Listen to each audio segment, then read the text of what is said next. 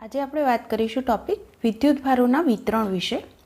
સૌથી પહેલાં તો હું તમને એ યાદ કરાવું કે ધારો કે હું તમને એમ પૂછું કે મારી પાસે આવું કોઈક બિંદુવત વિદ્યુતભાર છે, તો આના વડે મારે મળતું વિદ્યુત ક્ષેત્ર શોધવું છે, તો તમે બહુ સરળતાથી કહી દેશો કે અહીંથી જો કોઈક આર અંતરે આવેલું બિંદુ હશે તો ત્યાં વિદ્યુત ક્ષેત્ર શોધવા માટે હું સિમ્પલ સૂત્ર ઉપયોગ કરી શકીશ કે Q/r², અને એની દિશા આપણે એકમ સદિશ r કેરેટથી દર્શાવી શકીશું। જો હું એવું પૂછું કે અહીંયા આગળ એકની બદલે એક કરતાં વધારે વિદ્યુતભારો છે એવું તંત્ર છે તો શું કરશું, તો એના માટે પણ આપણે ભણી ગયા કે એક કરતાં વધારે વિદ્યુતભારો આ રીતે વિતરિત થયેલા હોય અને આ દરેકને લીધે મારે અહીંયા આગળ કોઈ વિદ્યુત ક્ષેત્ર શોધવું છે P પાસે, તો હું દરેક વડે મળતા વિદ્યુત ક્ષેત્રોનો સદિશ સરવાળો કરું, એટલે કે સંપાતપણાના સિદ્ધાંતનો ઉપયોગ કરું તો એના દ્વારા વિદ્યુત ક્ષેત્ર શોધી શકીશ। તો અહીંયા આગળ આપણે આ રીતે વિદ્યુત ક્ષેત્ર પરિણામી શોધીએ છીએ, પણ અહીંયા આગળ તો આપણે જે ગણતરી કરી એની અંદર વિદ્યુતભારોની સંખ્યા થોડી ઓછી હતી, પણ એની બદલે હું એમ કહું કે વિદ્યુતભારોની સંખ્યા ખૂબ જ વધારે હોય ત્યારે શું? દાખલા તરીકે તમને હું માત્ર એમ પૂછું કે મારી પાસે 1 કુલમ વિદ્યુતભાર છે, એટલે Q બરાબર 1 કુલમ છે, તો તમે અહીંયા આગળ સમજી શકો કે વિદ્યુતભારોની સંખ્યા કેટલી હશે। તો આપણી પાસે સૂત્ર છે Q બરાબર N। Qની કિંમત જાણીએ છીએ એટલે N શોધી શકાય, અને તમે ગણતરી કરશો તો તમને વિદ્યુતભારોની સંખ્યા ખૂબ જ મોટી મળશે। અને આવી સ્થિતિમાં જો આપણે આવી રીતે અલગ અલગ વિદ્યુતભાર વડે મળતું વિદ્યુત ક્ષેત્ર શોધી અને કુલ વિદ્યુત ક્ષેત્ર શોધવા જઈએ તો એ બહુ જ અગવડતા ભર્યું છે એમ કહી શકાય। તો આનો ઉપાય શું? તો ઉપાય તરીકે આપણે વિદ્યુતભાર વિતરણનો ઉપયોગ કરીએ છીએ, અને એ જે વિતરણ છે, વિતરણ મતલબ કે ગોઠવણી। તો આવી જે ગોઠવણી છે વિદ્યુતભારોની એ બે પ્રકારની હોય, એકને આપણે સતત વિતરણ કહીએ છીએ તો બીજાને અસતત વિતરણ કહીએ છીએ। આપણે અહીંયા જે આ ચર્ચા કરી હતી કે આને લીધે અહીંયા આગળ વિદ્યુત ક્ષેત્ર જે શોધતા હતા તો આ અસતત વિતરણ હતું। હવે સતત અને અસતતનો હું ફરક સમજાવું તો સતત વિતરણનો મતલબ એમ કહી શકાય કે એની અંદર વિદ્યુતભારોની જે ગોઠવણી હશે એ કઈ રીતે હશે કે જેથી એમની વચ્ચેનો અવકાશ ખૂબ જ નાનો હશે।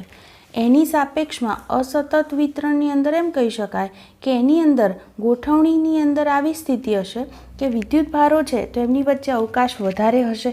એટલે કે અહીંયા આગળ કમ્પેરિઝન બતાવું તો એવું પણ બોલાય કે જો હું આમાં સમાન વિસ્તાર લઉં, ધારો કે આ વિસ્તાર લઉં અને આ વિસ્તાર, તો સમાન વિસ્તારમાં વિદ્યુતભારની સંખ્યા સમાન હશે, જ્યારે આમાં સમાન વિસ્તારની અંદર વિદ્યુતભારોની સંખ્યા અસમાન હશે। એટલે આવું જે વિતરણ છે એને આપણે અસતત વિતરણ ગણી શકીએ। હવે ખરેખર તો આ સતત વિતરણ છે એ પણ અસતત જ છે, કારણ તમે જુઓ કે હું સૂક્ષ્મ સ્તરે જોઉં તો આ વિદ્યુતભારો જે છે એ પણ પોતે અલગ અલગ સ્થાને ગોઠવાયેલા છે, એટલે કે એમની વચ્ચે પણ કંઈક અવકાશ તો છે જ। તો હવે આ તકલીફ છે તો એનું નિરાકરણ શું?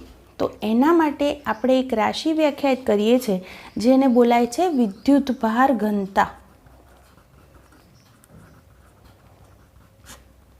તો વિદ્યુતભાર ઘનતા એટલે એમ કહી શકાય એકમ પરિમાણમાં વિદ્યુતભાર।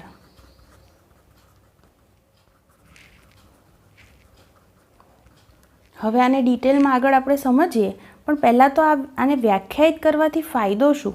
તો એવું બોલાય કે વિદ્યુતભારની ઘનતા છે એક ક્વોન્ટમીકરણ અને વિદ્યુતભાર વિતરણમાં જે અસતતતા છે એને અવગણે છે। જેમ આપણે યંત્રશાસ્ત્રમાં દળનું સતત વિતરણ છે એમ કહીએ છીએ, તો એ જ રીતે અહીંયા આગળ પણ વિદ્યુતભારો માટે આપણે આવી સ્થૂળ ઘનતા વ્યાખ્યાયિત કરીશું। તો પહેલાં તો હું તમને એ કહું કે વિદ્યુતભારોનું વિતરણ છે તો એ વિતરણના પ્રકાર કેટલા? તો વિદ્યુતભારોનું જે વિતરણ છે એના આપણે આવા 3 પ્રકાર પાડી શકીએ। એકને બોલાય રેખીય વિતરણ, બીજું છે પૃષ્ઠ વિતરણ અને ત્રીજું છે કદ વિતરણ। રેખીય એટલે શબ્દ પરથી ખબર પડે કે રેખા પર વિદ્યુતભારનું વિતરણ હોય, તો દાખલા તરીકે મારી પાસે આવો એક સળિયો છે અથવા તાર છે, તો એને જો હું વિદ્યુતભારિત કરું તો વિદ્યુતભાર એની સમગ્ર લંબાઈ પર પથરાયેલો છે, તો આવા વિતરણને આપણે એનું રેખીય વિતરણ કહી શકીએ। પૃષ્ઠ જે છે, પૃષ્ઠ એટલે ક્ષેત્રફળ દીઠ ગણતરી કરવી જોઈએ, તો પૃષ્ઠ વિતરણ એટલે એની સપાટી પર આ રીતે વિતરણ હશે। ધારો કે મારી પાસે આવું કોઈક સમતલ છે, એને હું વિદ્યુતભારિત કરું તો એની સમગ્ર સપાટી પર વિદ્યુતભાર પથરાયેલો આ રીતે હશે સમતલ પર, તો આને પૃષ્ઠ વિતરણ કહેવાય. અથવા દાખલા તરીકે મારી પાસે કોઈ સુવાહક જે છે એ ગોળો છે કે કવચ છે, તો હંમેશા વિદ્યુતભાર એની સપાટી પર પથરાય છે. આપણે આગળ પણ વાત કરી ગયા. તો આવું જે વિતરણ છે એને આપણે પૃષ્ઠ વિતરણ કહી શકીએ. કદ વિતરણનો મતલબ સમગ્ર કદમાં વિદ્યુતભાર પથરાયેલો હોય. એટલે મારી પાસે ધારો કે આવો અવાહક ગોળો છે, તો એ ગોળાને હું વિદ્યુતભારિત કરું તો એના સમગ્ર કદમાં વિદ્યુતભાર પથરાયેલો હશે. તો આવા વિતરણને આપણે કદ વિતરણ કહી શકીએ. તો પહેલાં આટલી બાબત તમને ધ્યાનમાં આવી ગઈ હશે કે પહેલું મેં એવું કીધું કે મારી પાસે બિંદુવત વિદ્યુતભાર હોય તો એના વડે મળતું વિદ્યુત ક્ષેત્ર છે એ આપણે સિમ્પલ KQ/R² થી શોધી શકીએ. એક કરતાં વધારે વિદ્યુતભારો છે તો પરિણામી શોધવા સંપાતપણાના સિદ્ધાંતનો ઉપયોગ કરીએ છીએ.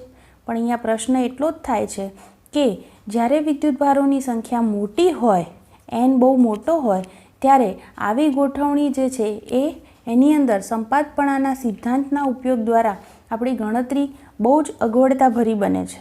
તો એના માટે આપણે આ વિદ્યુતભાર વિતરણનો ઉપયોગ કરીએ છીએ, જે બે પ્રકારે છે, સતત અને અસતત. સતતનો અર્થ લીધો કે એમાં વિદ્યુતભારો વચ્ચેનો અવકાશ ખૂબ જ ઓછો છે, તો અસતતની અંદર વિદ્યુતભારો વચ્ચે અવકાશ પ્રમાણમાં વધારે છે એમ કહી શકાય. સતત વિતરણને પણ ખરેખર અસતત જ ગણી શકાય, કારણ વિદ્યુતભારો અલગ અલગ સ્થાને ગોઠવાયેલા છે, એમની વચ્ચે કંઈક અવકાશ પણ છે. તો એના માટે આપણે વિદ્યુતભાર ઘનતા વ્યાખ્યાયિત કરીશું અને અહીંયા આગળ 3 પ્રકારના વિતરણની વાત કરીશું: રેખીય વિતરણ, પૃષ્ઠ વિતરણ અને કદ વિતરણ. એટલે સમગ્ર રેખા પર વિદ્યુતભાર પથરાયેલો હોય, પૃષ્ઠ ઉપર અને સમગ્ર કદમાં. તો આ બધી સ્થિતિની અંદર આપણે વિદ્યુતભાર વિતરણ વિશે સમજવું છે. તો અહીંયા આગળ આપણે જોતા જઈએ દરેક વિશે.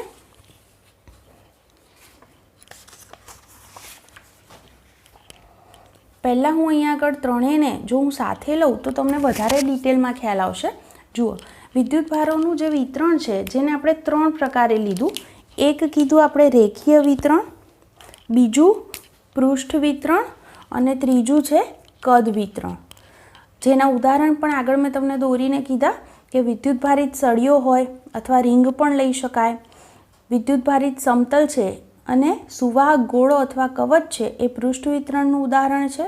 તો કદ વિતરણના ઉદાહરણ તરીકે આપણે વિદ્યુતભારિત એવો અવાહક ગોળો લઈ શકીએ. હવે દરેકની વ્યાખ્યા પહેલાં સમજીએ કે રેખીય વિતરણ એટલે શું. કોઈ રેખા પર સતત પથરાયેલો વિદ્યુતભાર હોય તો એને વિદ્યુતભારનું રેખીય વિતરણ કહે છે. એટલે અહીંયા આગળ આ શબ્દ જુઓ કે વિદ્યુતભાર ક્યાં પથરાયેલો છે, તો એની રેખા પર. તો એવા વિતરણને આપણે રેખીય વિતરણ કહીશું. તો એવી જ રીતે જો વિદ્યુતભાર સમગ્ર પૃષ્ઠ ઉપર સતત વિતરિત હોય, એટલે કે કોઈ પૃષ્ઠ પર સતત પથરાયેલો હોય વિદ્યુતભાર, તો એને વિદ્યુતભારનું પૃષ્ઠ વિતરણ કહેવાય.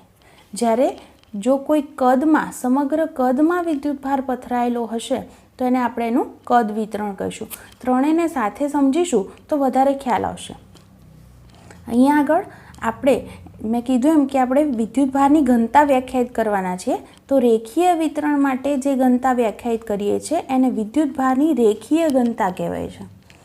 તો જુઓ, વિદ્યુતભારિત રેખા પરના એકમ લંબાઈ દીઠ વિદ્યુતભાર, તો જે રેખા છે એની એકમ લંબાઈ દીઠ જેટલો વિદ્યુતભાર ત્યાં હશે એને એની રેખીય ઘનતા કહેવાય. તો એવી જ રીતે વિદ્યુતભારિત પૃષ્ઠ પરના એકમ, અહીંયા ક્ષેત્રફળ દીઠ આપણે વાત કરીએ તો એને વિદ્યુતભારની પૃષ્ઠ ઘનતા. જો રેખીય ઘનતા છે એકમ લંબાઈ દીઠ છે, પૃષ્ઠ ઘનતા એકમ ક્ષેત્રફળ દીઠ વિદ્યુતભાર તરીકે વ્યાખ્યાયિત થાય છે. તો જે કદ ઘનતા છે એ એકમ કદ દીઠ જે વિદ્યુતભાર છે એને વિદ્યુતભારની કદ ઘનતા કહે છે. તો અહીંયા આગળથી આપણે જો એવું માનીએ કે આપણી પાસે કોઈક તાર છે અને એવો જો સુરેખ તાર હોય તો એ તાર પર સ્થૂળ સ્તરે જો આપણે Δl લંબાઈનો ખંડ લઈએ, આપણી પાસે કોઈ તાર હોય એની ઉપર નાનો એક હું ખંડ લઈ લઉં Δl, અને એમાં જો Δq વિદ્યુતભાર હોય તો આપણે વ્યાખ્યા મુજબ લખી શકીએ એકમ એટલે છેદ એકમ કહી અને વ્યાખ્યા બનાવો તો એકમ લંબાઈ દીઠ વિદ્યુતભાર એટલે એની રેખીય ઘનતા, એટલે કે લેમ્બડા બરાબર Δq/Δl. એવી જ રીતે હું પૃષ્ઠ ઘનતાની વાત કરું તો જો આપણી પાસે જે સુવાહક છે એની સપાટી પર આપણે ડેલ્ટા એસ જેટલો ક્ષેત્રફળ ખંડ લઈએ તો એના પર જે વિદ્યુતભાર હશે એને આપણે એની પૃષ્ઠ ઘનતા, જેને સિગ્મા વડે દર્શાવાય છે, એટલે અહીંયા આગળ કહી શકાય સિગ્મા બરાબર delta Q by delta S. તો ત્રીજું, કદ ઘનતાને આ રીતે બોલી શકાય કે જો આપણે નાના ડેલ્ટા વી જેટલો ખંડ લઈએ કદ ખંડ, તો એમાં જે વિદ્યુતભાર છે ડેલ્ટા ક્યુ એને વિદ્યુતભારની કદ ઘનતા કહેવાય, જેને રો વડે દર્શાવાય છે. તો જુઓ, ત્રણેયની અંદર આપણે જે વિતરણ લીધું છે એ કઈ રીતે, તો રેખીય એટલે એકમ લંબાઈ દીઠ વિદ્યુતભાર, જેને લેમ્બડા કહેવાય. પૃષ્ઠ ઘનતા એટલે એકમ ક્ષેત્રફળ દીઠ વિદ્યુતભાર, જેને સિગ્મા વડે દર્શાવાય. અને કદ ઘનતા એટલે એકમ કદ દીઠ વિદ્યુતભાર, જેને રો વડે દર્શાવાય. ત્રણેયના એકમ આના પરથી જ જાણી શકાય. રેખીય ઘનતાનો એસઆઈ એકમ થશે કુલમ્બ અપોન મીટર અને પારિમાણિક સૂત્ર m0 L-1 T1 A1. તો પૃષ્ઠ ઘનતા છે સિગ્મા, એનો એકમ થશે કુલમ્બ અપોન મીટર સ્ક્વેર અને પારિમાણિક સૂત્ર m0 L-2 T1 A1. તો કદ ઘનતા એનો એકમ થશે કુલમ્બ અપોન મીટર ક્યુબ અને પારિમાણિક સૂત્ર m0 L-3 T1 A1. તો ત્રણેય વિતરણને આ રીતે સાથે સમજીશું તો તમને વધારે ખ્યાલ આવશે. હવે આવા વિતરણને કારણે આપણી પાસે કોઈક બિંદુ હોય અને ત્યાં આપણે વિદ્યુત ક્ષેત્ર શોધવું હોય તો આપણે કઈ રીતે શોધી શકીએ એના વિશે સમજાવું. તો આવા વિદ્યુતભાર છે એના સતત વિતરણને લીધે કોઈ બિંદુએ આપણે વિદ્યુત ક્ષેત્ર શોધવું છે. તો ફરી પાછું આપણે ત્રણેય બાબત લઈએ કે દાખલા તરીકે મારી પાસે અહીંયા આપણે રેખીય વિતરણ સમજીએ તો આવી કોઈક રેખા છે, એટલે કે કોઈક તાર છે જે વિદ્યુત ભારિત થયેલો છે અને આ તારને લીધે મારે અહીંયા કોઈ પી બિંદુ પાસે વિદ્યુત ક્ષેત્ર શોધવું છે. હું અહીંયા ઉગમ બિંદુની સાપેક્ષ કહું તો અહીંયા ઉગમ બિંદુની સાપેક્ષ પીનો સ્થાન સદિશ મેં એને કેપિટલ આરથી દર્શાવ્યો છે. પહેલાં હું એવું લઈશ કે ધારો કે આ આખો તાર છે એને હું નાના નાના ખંડનો બનેલો વિચારી શકું, જેને આપણે ડેલ્ટા એલથી દર્શાવી શકીએ. તો આ સૂક્ષ્મ લંબાઈ ડેલ્ટા એલનો આવો એક મેં ખંડ વિચાર્યો. પહેલાં હું વિચારીશ કે આ ખંડમાં કેટલો વિદ્યુતભાર રહેલો છે. તો સ્થાન સદિશની વાત કરું તો આ ખંડ જે છે એનો સ્થાન સદિશ આપણે આરથી દર્શાવ્યો અને આ ખંડથી પી સુધીનો સ્થાન સદિશ છે અને આપણે આર ડેશ વડે દર્શાવીએ છીએ. આકૃતિ પરથી આપણે સમજી શકીએ અહીંયા આગળ કે અહીંયા આર ડેશ જે છે એ આર માઇનસ આર જેટલો થશે એમ કહી શકાય. હવે જુઓ, તમે અહીંયા આગળ પી પાસે જો આપણે વિદ્યુત ક્ષેત્ર શોધવું હોય તો આપણું ઓરિજિનલ સૂત્ર છે કે ક્યુ બાય આર સ્ક્વેર. આર એટલે વિદ્યુતભારથી અંતર, તો એ અંતર તો આપણે જાણીએ છીએ, જેને આપણે આર ડેશથી દર્શાવ્યું છે. હવે વાત આવે છે કે અહીંયા કેટલો વિદ્યુતભાર છે. તો હું એમ કહું કે આખી રેખાને આપણે જ્યારે નાના નાના ખંડ ડેલ્ટા એલની બનેલી ધારીએ તો એક ખંડ ડેલ્ટા એલમાં રહેલો વિદ્યુતભાર આપણે વિદ્યુતભારની રેખીય ઘનતા પરથી શોધી શકીએ. વિદ્યુતભારની રેખીય ઘનતા આપણે જાણીએ છીએ લેમ્બડા બરાબર delta Q by delta L કહી શકાય. ધારો કે આમાં ડેલ્ટા ક્યુ વિદ્યુતભાર હોય તો લેમ્બડા બરાબર delta Q by delta L થશે. તો આના પરથી ડેલ્ટા ક્યુ બરાબર શું લખી શકાય, તો લેમ્બડા ઇન્ટુ ડેલ્ટા એલ. તો આ આપણને વિદ્યુતભાર મળી ગયો. હવે આ વિદ્યુતભારને લીધે ડેલ્ટા ક્યુને લીધે મારે પી પાસે જો વિદ્યુત ક્ષેત્ર શોધવું હોય તો આપણી પાસે એનું સૂત્ર છે E બરાબર કે ક્યુ બાય આર સ્ક્વેર અને દિશા બતાવવા આપણે એકમ સદિશનો ઉપયોગ કરીશું.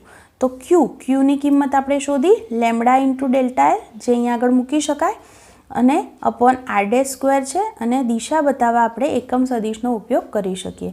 તો આવા એક ખંડને લીધે આપણને અહીંયા આગળ વિદ્યુત ક્ષેત્ર મળ્યું. હું ફરીથી આટલું સમજાવી દઉં. આપણે પહેલાં રેખીય વિતરણ વિશે વાત કરી રહ્યા છીએ.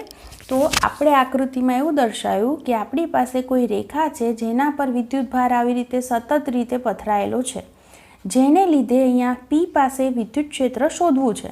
સ્થાન સદિશની વાત કરીએ આપણે તો ઉગમ બિંદુથી પીનો સ્થાન સદિશ કેપિટલ આરથી દર્શાવ્યો. આપણે આ જે રેખા છે એને ઘણા બધા ખંડની બનેલી ધારી શકીએ, જેમાંનો એક સૂક્ષ્મ ખંડ મેં લીધો ડેલ્ટા એલ. એ જે ખંડ છે એની અંદર ધારો કે ડેલ્ટા ક્યુ વિદ્યુતભાર હોય તો રેખીય ઘનતાની વ્યાખ્યા મુજબ લેમ્બડા બરાબર delta Q by delta L થાય. એટલે કે આ ખંડ પર કેટલો વિદ્યુતભાર હશે તો લેમ્બડા ઇન્ટુ ડેલ્ટા એલ, જેને લીધે આ ખંડથી આર ડેશ જેટલો સ્થાન સદિશ પી બિંદુ છે તો ત્યાં આપણને વિદ્યુત ક્ષેત્ર કે ક્યુ બાય આર સ્ક્વેર સૂત્ર મુજબ ગણતરી કરીએ, જેમાં ક્યુની કિંમત આપણે મૂકી શકીએ લેમ્બડા ઇન્ટુ ડેલ્ટા એલ. તો આ આપણને વિદ્યુત ક્ષેત્ર મળ્યું. ખરેખર આ આપણને એક જ ખંડને લીધે મળતું વિદ્યુત ક્ષેત્ર છે. તો કુલ શોધવું હોય તો આપણે આ બધા જે ખંડ છે દરેક વડે મળતો જે વિદ્યુત ક્ષેત્ર છે એનો સરવાળો કરવો પડે.